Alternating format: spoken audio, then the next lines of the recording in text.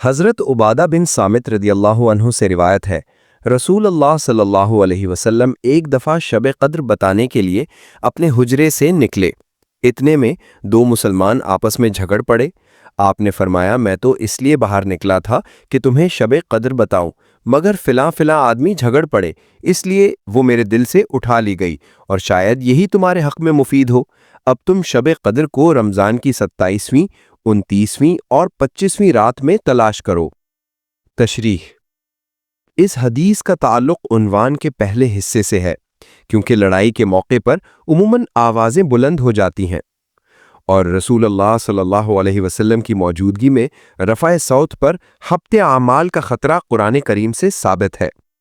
الحجرات: پہلے دو لڑائی جھگڑا خود ہی ایک مذموم فعل ہے، پھر یہ فعل اگر مسجد میں ہو تو اس کی شناعت اور زیادہ بڑھ جاتی ہے۔ پھر یہ واقعہ خود مسجد نبوی میں پیش آیا، جہاں ایک نماز پڑھنے سے 1000 نماز کا ثواب ملتا ہے۔ مزید برآں وہاں رسول اللہ صلی اللہ علیہ وسلم بھی تشریف فرما تھے۔ یہ تمام چیزیں ایک برائی کو کہاں سے کہاں پہنچا دیتی ہیں۔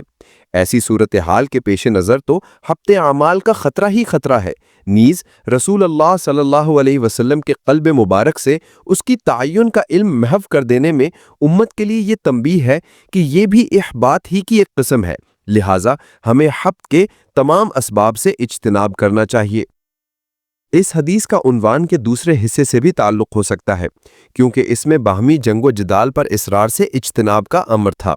اس حدیث میں تقاتل یعنی باہم لڑائی کی خرابی اور اس کا انجام بتایا گیا ہے کہ اس خصومت کی نحوست سے شب قدر کی تعین جیسی عظیم دولت سے ہمیں محروم کر دیا گیا، اگرچہ اس میں یہ حکمت تھی کہ اس کی تلاش میں لوگ زیادہ عبادت کریں۔